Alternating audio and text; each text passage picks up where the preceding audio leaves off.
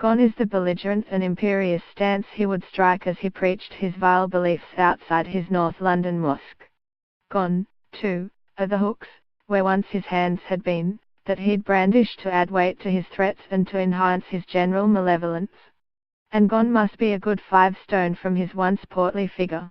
Prison rations have done him some good, at least. Abu Hamza, the notorious hate preacher and former Imam of Finsbury Park Mosque, who for so long was the most terrifying visible embodiment of Islamist extremism in Britain, cuts a pathetic figure as he poses for a new picture taken after 2 years of solitary confinement in a U.S. prison. At 59, his hair and beard are white and his expression as forlorn as his appearance, the ugly stumps of his arms brutally exposed.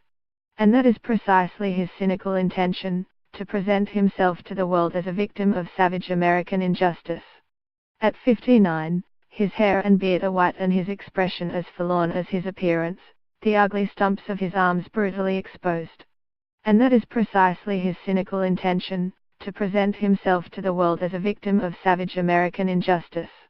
Extradited from Britain in 2012 and convicted 2 years later in New York on 11 counts of terrorism, for which he received a life sentence, Hamza released the picture to bolster his legal bid to get out of America's toughest prison, the forbidding ADX Florence in Colorado.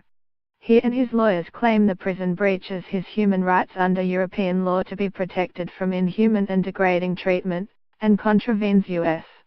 guarantees made to win his extradition.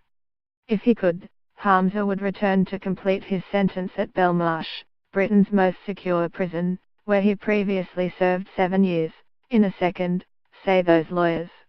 No wonder, U.S. court documents reveal in detail some of the perks Hamza enjoyed in Belmarsh, including the use of 2 specially adapted cells and daily visits by a healthcare aide who did cleaning chores and saw to his hygiene needs. It certainly begs the question, what must life be like inside ADX Florence, better known as Supermarks and once described as a clean version of hell, to make Hamza so desperate to leave?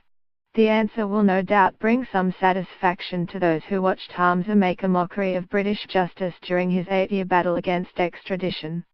The Supermarks is life after death, says Robert Hood, its former warden. In my opinion, it's far worse than death. As soon as they come through the door, you see it in their faces. That's when it really hits you.